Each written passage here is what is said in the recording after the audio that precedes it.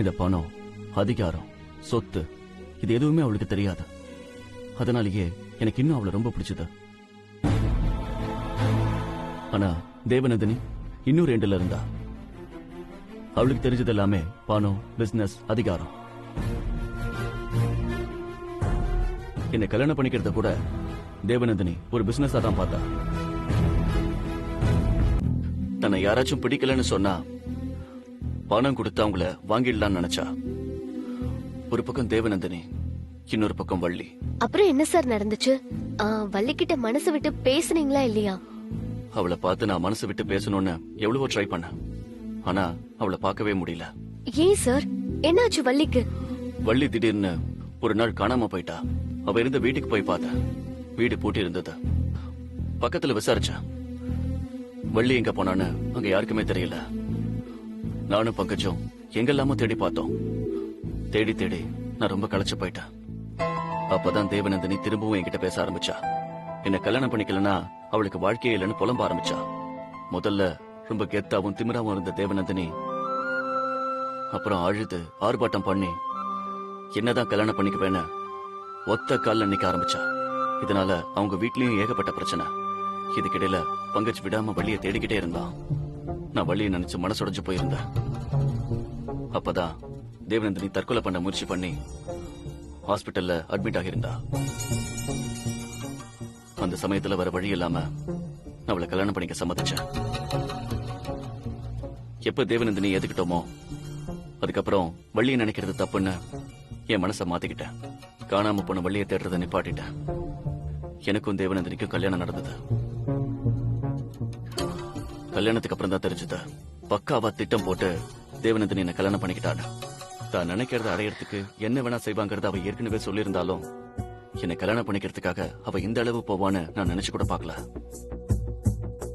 தற்கொலை, அழுக, எல்லாம் டிராமா. அவளுக்கு அவ நினைச்சதை சாதிச்சாக்கணும், அது மட்டும்தான் எய்ம். அதே பிடிவாதம் தேவநந்தினி கிட்ட இப்பவும் இருக்கு சார். தேவநந்தினி ஒரு பிடிவாதக்காரி மட்டும் அல்ல, சந்தேக பிராணினும் அப்புறம் தான் தெரிஞ்சது. நான் எங்க போனாலும் தேவநந்தினி என்ன கண்காணிக்க ஆரம்பிச்சா. நான் யார் கூட பேசுறேன், என்ன பேசுறேன்னு தெரிஞ்சுக்கிறதுல ரொம்ப குறியா இருந்தா. என்னை யாராவது அவகிட்ட இருந்து அபகரிச்சுட்டு போயிடுவாங்களோங்கிற பயம் அவ மனசு முழுக்க இருந்தது. அதனாலேயே அவ தன்னோட வாழ்க்கையை நாசமாக்கிக்கிட்டு என்னையும் சித்திரவதை பண்ண ஆரம்பிச்சா.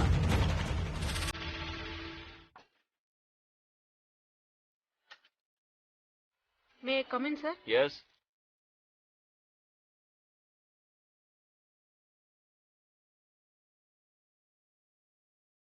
என்ன விஷயம் சுவாதி?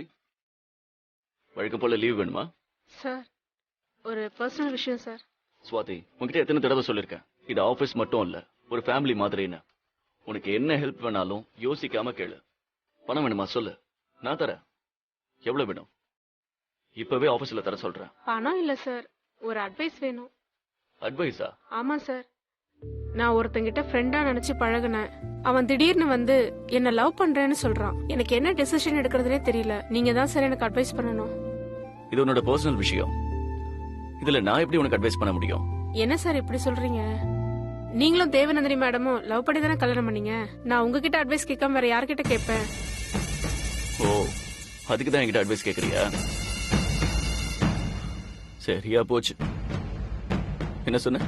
நானும் தேவநந்தினியும் லவ் பண்ணி கல்யாணம் பண்ணிக்கிட்டோமா? சுத்தம். இந்த மிட்டாய் எல்லாம் கேட்டு குழந்தைங்க அடம்பிடிச்சு அழுவும்ல, மிட்டாய் வேணும் மிட்டாய் வேணும்னு, அது மாதிரி தேவநந்தினி நான் தான் வேணும்னு ஒரே அடியா அடம்பிடிச்சா. அவங்க அப்பாவும் என்ன ரொம்ப கன்வின்ஸ் பண்ணி அவளை எனக்கு கல்யாணம் பண்ணி வச்சுட்டாரு. இதுல லவ் எல்லாம் எங்க வந்துச்சு? இது எனக்கு தெரியாம போச்சே. உங்க மேரேஜ் லவ் மேரேஜ் இல்லையா? கட்டாய கல்யாணமா? பாவம் சார் நீங்க. தேங்க்ஸ் சார், இந்த அட்வைஸ் எனக்கு போதும் சார். இனிமேல் நான் ஒரு டிசிஷன் எடுத்துருவேன். Thank you so much sir.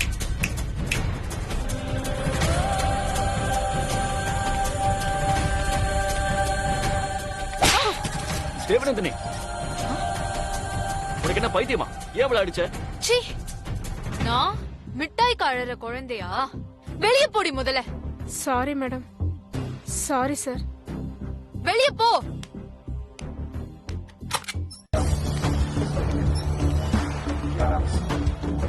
அவ நம்ம கம்பெனியோட ஸ்டாஃப். அவளை அடிக்க உனக்கு எந்த ரைட்ஸும் கிடையாது. கோவம் வந்தா நீ என்ன வேணா பண்ணுவியா? அவ ஏதோ சொன்னா, நான் கேஷுவலா ஜோக் பண்ற மாதிரி சொன்னேன். அதுக்காக அவளை இப்படியே அறைவ? சின்ன பொண்ணு அவ. உனக்கு ஏன் தலைகால் புரியாம கோவம் வருதுன்னு எனக்கு புரியவே இல்லை. உனக்கு கோவம் வந்தா நீ என்ன பண்றன்னு உன் புத்திக்கு உரைக்கிறதே இல்ல. இவ்வளவு கோபம் நல்லதுக்கு இல்ல தேவநந்தினி. உன் கோவத்தை குறைச்சுக்கோ. அதான் நம்ம வாழ்க்கைக்கு நல்லது. இவ்வளவு சொல்ற, சரின்னு கூட சொல்ல மாட்டியா? சுவாதி கிட்ட உன்னை பத்தி சொன்னது நான். நீ ஏன் அவள அரைஞ்ச? நீ பண்ணது தப்பு. ஏன் தேவநந்தினி இப்படி இருக்க?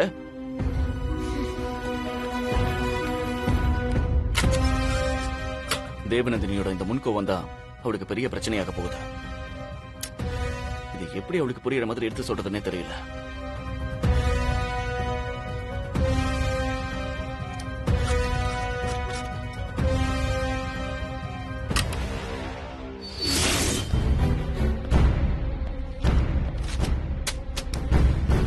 நில்லு தேவநந்தினி. இன்னைக்கு நீ ஆபீஸ்ல நடந்துகிட்ட விதம் ரொம்ப தப்பு. 1000 இருந்தாலும் சுவாதி நம்ம ஸ்டாஃப். அவளை நீ கை நீட்டி அரைஞ்சிருக்க. என்னால இதை ஏத்துக்க முடியாது. நீ ஏத்துக்கணும்னு நான் சொல்லவே இல்லையே. எனக்கு தோணுச்சு, அடிச்சேன். என்ன தேவநந்தினி இப்படி பேசுற? இதை என்னால அக்செப்ட் பண்ணிக்கவே முடியாது. நீ செஞ்சது மன்னிக்க முடியாத தப்பு. சோ நாளைக்கு நீ சுவாதி கிட்ட மன்னிப்பு கேட்டாகணும். வாட்? நான் மன்னிப்பு கேட்கணுமா? இந்த தேவநந்தினி மன்னிப்பு கேட்கணுமா? அதுவும் போயும் என்கிட்ட சம்பளம் வாங்குற ஒரு வேலைக்காரி கிட்ட நான் மன்னிப்பு கேட்கணுமா? Never Surya, never. முதல்ல வாய்க்கு வந்தபடி பேசுறத நிப்பாட்டு. அவன் நம்ம வேலைக்காரி கிடையாது, ஸ்டாஃப். அப்படியே வேலைக்காரியா இருந்தாலும் இப்படி இலக்காரமா பேசுறத முதல்ல நிறுத்த. சக மனுஷங்களை அன்பா பார்க்க பழகிக்கோ. சக மனுஷங்களை நான் மதிக்கணும்னா அவங்க எனக்கு ஈக்குவலான ஸ்டேட்டஸ்ல இருக்கணும். இல்லனா என் வழிக்கே வராம ஒதுங்கி நிக்கணும். அப்படியும் இல்லாம இப்படி என் வாழ்க்கையில குறுக்க வந்தா நான் இப்படி அவங்களை இலக்காரமா தான் பாப்பேன். அவ ஸ்டேட்டஸ் என்ன, ஏன் ஸ்டேட்டஸ் என்ன? இன்னும் ஒரு வார்த்தை ஸ்டேட்டஸ் கேட்டஸ்னு பேசுன நான் மனுஷனா இருக்க மாட்டேன். பாவம் அந்த சுவாதி, சின்ன பொண்ணு. அவளை போய் அரைஞ்சிருக்க. உனக்கு கொஞ்சமாவது அறிவு இருக்கா இல்லையா? நானும் மத்தியானத்துல இருந்து பாக்குறேன். என்னவோ சின்ன பொண்ணு சுவாத்தின்னு அப்படியே உருகுற. ஏன் இந்த தேவநந்தினி சலிச்சு போயிட்டால உனக்கு? அதுக்குள்ள வேற ஒரு சின்ன பொண்ணு கேக்குதோ உனக்கு? ஏய்,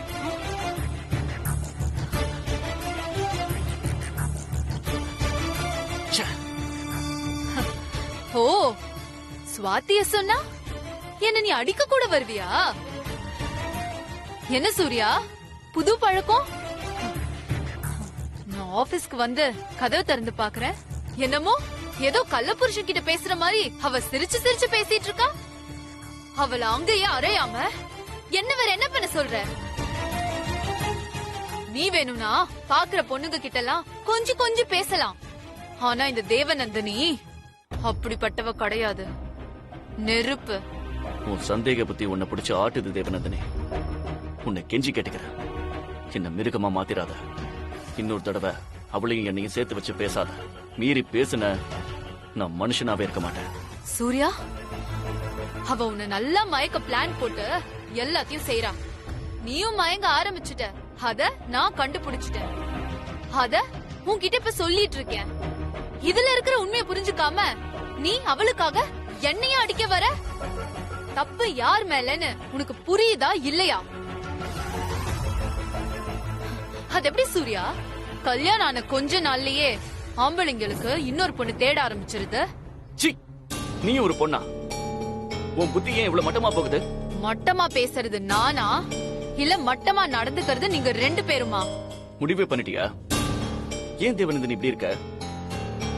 உன் மண்டைக்குள்ள இருக்கிறதெல்லாம் பிடிவாதம், கோபம், சந்தேகம் மட்டும்தான். இந்த 3 சேர்ந்து இன்னும் என்ன பாடுபடுத்த போகுதோ எனக்கு தெரியல. நான் உண்மையை கண்டுபிடிச்சிட்டேன்னு என் மேல பழி சொல்லி தப்பிக்க பாக்காத சூர்யா. அவகிட்ட மயங்கிட்டேன்னு வெக்கப்படாம ஒத்துக்கோ. நாய்க்கு பிஸ்கெட் போடுற மாதிரி பணத்தை கொடுத்து அவளை செட்டில் பண்ணிடுறேன். எப்படி தேவநந்தினி உன்னால இவ்வளவு கீழ்த்தரமா யோசிக்க முடியுது? ஏன்னா நீங்க ரெண்டு பேரும் உலகமே தெரியாம சிரிச்சு சிரிச்சு பேசிட்டு இருந்ததை என் ரெண்டு கண்ணால நான் பார்த்தேன். அதான் ஒரு பொண்ணும் ஆணும் சிரிச்சு பேசினாலே அவங்களுக்குள்ள ஏதோ தொடர்பு இருக்குன்னு அர்த்தமா? முதல்ல இந்த கேவலமான எண்ணத்தை விட்டுரு. இது நம்ம வாழ்க்கைக்கே நல்லதில்ல. இதுக்கு மேல உன்கிட்ட பேச எனக்கு தெம்பு இல்ல. எனக்கும் சுவாதிக்கும் மத்தியில எந்த தப்பான உறவும் இல்ல. அவ எனக்கு தங்கச்சி மாதிரி. தேவநந்தினி, கடைசியா சொல்றேன், உன்னை மாத்திக்கோ. இல்லனா மனசு விட்டு பேச ஒரு ஆள் கூட இல்லாம நீ நிர்கதியா நிப்ப. Mind it.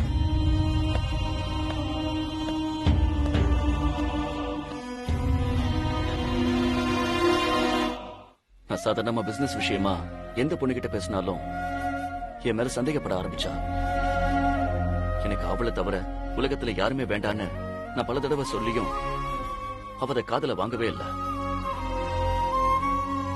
எப்ப கல்யாணத்துக்கு முன்னாடி அந்த வள்ளி பின்னாடி போனீங்களோ அப்பவே எனக்கு தெரியும் கல்யாணத்துக்கு பின்னாடி யார் பின்னாடியும் போக நீங்க யோசிக்கவே மாட்டீங்கன்னு சொன்னா. நான் உங்ககிட்ட எதையும் மறைக்கலையே. எல்லாத்தையும் உங்ககிட்ட சொல்லிட்டு தானே கல்யாணம் செஞ்சுக்கிட்டேன்னு அவகிட்ட பல தடவை சொன்னேன். உங்களை கல்யாணம் பண்ணிக்கிட்டது என்னோட விருப்பம். ஆனா உங்க விருப்பம் வள்ளியை கல்யாணம் பண்ணிக்கிறதான்னு சொல்லி என்கிட்ட சண்டை போட்டா. ஒவ்வொரு சமயம் தோணும், என்னடா இவ இவ்வளவு பிடிவாதக்காரியாவும் சந்தேக பிராணியாவும் இருக்காளேன்னு. ஆனா அடுத்த நிமிஷமே அவளை நினைச்சு பாவமா இருக்கும். 19 வயசுல பிசினஸ்க்கு வந்து 20 வயசுல என்ன கல்யாணம் பண்ணிக்கிட்டு அவ படுற கஷ்டத்தை பார்த்து எனக்கு அவ மேல பரிதாபம் கூட ஆரம்பிச்சது. அந்த பரிதாபமே ஒரு கட்டத்துல லவ்வா மாறிச்சு. ஆனா அந்த லவ்வ அவ கடைசி வரைக்கும் புரிஞ்சுக்கவே இல்லை. வள்ளி என்ன தாசர் ஆனா? அவளை அதுக்கப்புறம் பார்க்கவே இல்லையா? பார்த்தானோ, நானே எதிர்பார்க்காம அவளை ஒரு நாள் பார்த்தேன்.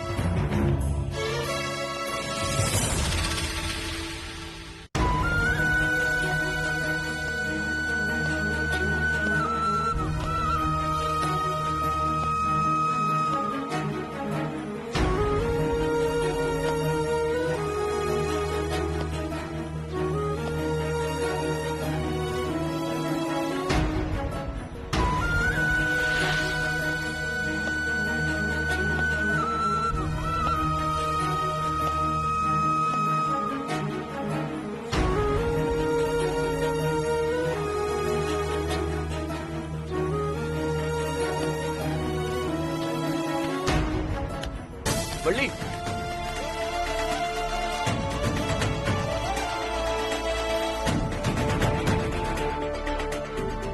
அதுக்குள்ள எங்க போனா?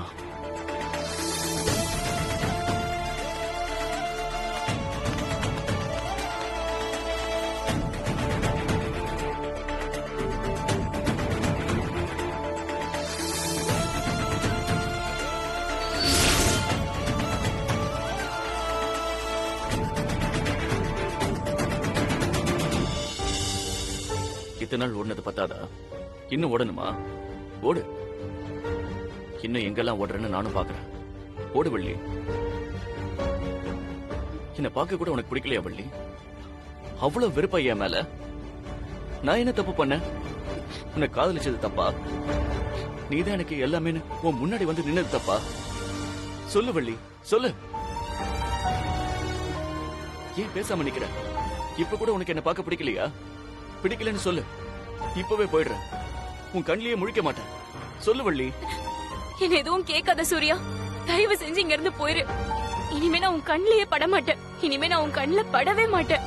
என்னை விட்டு போயிரு சூர்யா. அதான் ஏன்னு கேக்குறேன். என்ன லவ் பண்ற நீ சொன்னல. நான் கொடுத்த ரோஜாவை ஆசையா வாங்கிக்கிட்டல. அப்புறம் ஏன் என்ன விட்டு போன? எல்லாம் என் தலை எழுத்து.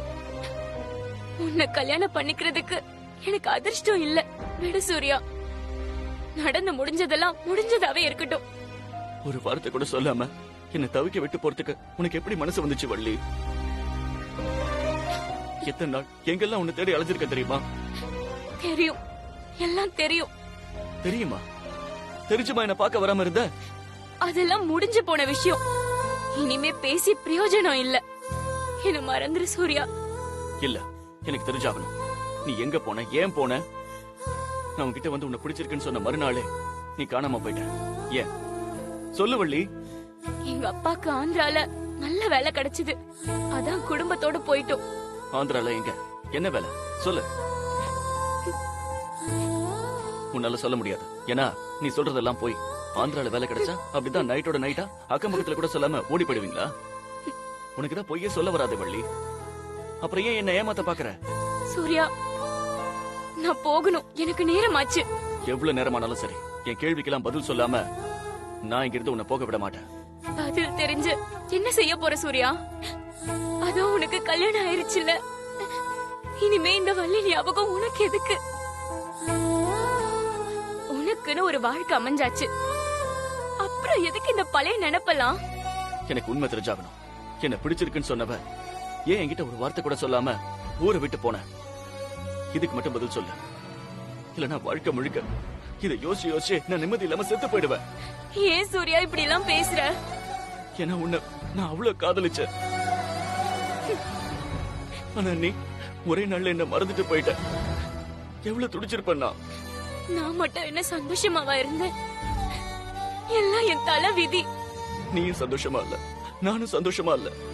அப்புறம் யாருக்காக இதெல்லாம்? அத இப்ப சொல்ல முடியாது. அதான் ஏன்னு கேக்குறேன். ஏன்னா தேவையில்லாத பிரச்சனைகள் வரும் சூர்யா, புரிஞ்சுக்கோ. நீ இல்லாம நானும், நான் இல்லாம நீயும் வாழ பழகிட்டோம். இப்படியே இருந்துருவோம். இதெல்லாம் அப்புறம் பேசிக்கலாம். எனக்கு வேண்டியது ஒன்னே ஒண்ணுதான். நீ என்னை விட்டுட்டு போனதுக்கான காரணம் அதை மட்டும் சொல்லிடு. சூர்யா, ஏன் இப்படி சித்திரவதை செய்யற? சித்திரவதை செய்யறது நீயா நானா? ப்ளீஸ் வள்ளி சொல்லு. சரி சொல்றேன், ஆனா இங்க வச்சு இல்ல. கொஞ்ச நேரம் கழிச்சு ஊருக்கு வெளியே இருக்கிற பார்க் பக்கத்துல வா, அங்க வச்சு சொல்றேன். எனக்கு வர சொல்லிட்டு திரும்ப நீ தலைமறை வயல்லாம் பாக்குறியா? இல்ல, உன்னை பார்த்து உண்மையை சொல்லாம நான் போக மாட்டேன். உன்னை எப்படி நம்புறது? உன் மேல சத்தியமா. போதுமா? இப்ப நம்புறேன். உனக்காக காத்துக்கிட்டு இருப்பேன். என்ன திரும்பவும் ஏமாத்திடாத வள்ளி.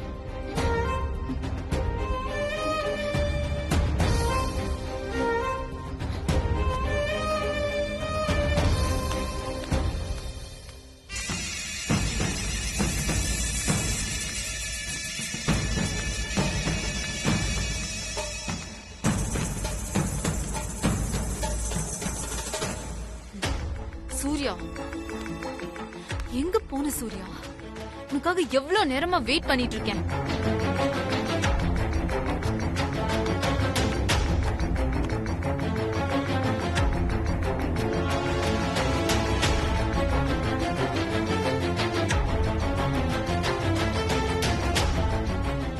ஏய் அம்மா, போய் ஒரு டீ கொண்டு வா.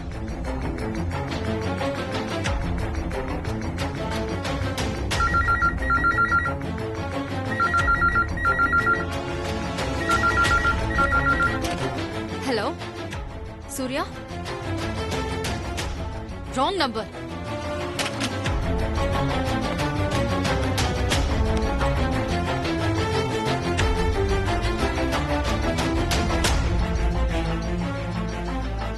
அம்மா, என்னது? டீமா? நான் உன்கிட்ட என்ன கேட்டேன்? டீ தாமா கேட்டீங்க. இல்ல, நான் உன்கிட்ட காஃபி கேட்டேன். இல்லம்மா, நீங்க டீ தான் கேட்டீங்க. ஹே, நான் சொல்றேன் காஃபி தான் கேட்டேன்னு. என்னையவே எதிர்த்து பேசுறியா? எனக்கு தெரியாதா நான் என்ன கேட்டேன்னு? தெரியாம டீ கொண்டு வந்துட்டேன்னு சொல்லிட்டு உள்ள போடி. இல்லன்னா இன்னைக்கு உன்னை அவங்க சும்மா விட மாட்டாங்க. இல்லம்மா, எனக்கு நல்ல ஞாபகம் இருக்கு. நீங்க டீ தான் கேட்டீங்க. நான் காஃபின்னு சொன்னத காதுல வாங்காம நீ டீ கொண்டு வந்திருக்க. அதையே சாதிச்சுட்டா இந்த தேவநந்தினிய ஏமாத்திரலாம்னு நினைக்கிறியா? இப்படி பொய் சொல்ற ஒருத்தி எனக்கு தேவையே இல்ல. Get out! உனக்கு இங்க இனிமே வேலை கிடையாது. Get out! எல்லாரும் நல்லா கேட்டுக்கோங்க. என்கிட்ட போய் பேசணும்னு நினைச்சீங்க, உங்களை சுட்டு பொசுக்கிறதுக்கும் தயங்க மாட்டேன். Be careful. போ.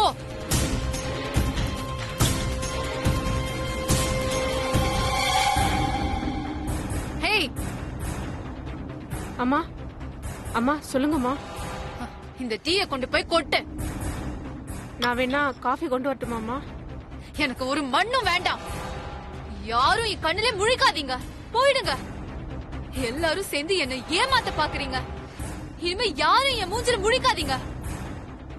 ஹே அம்மா போய் டிரைவரை வர சொல்லு. சரிங்கம்மா.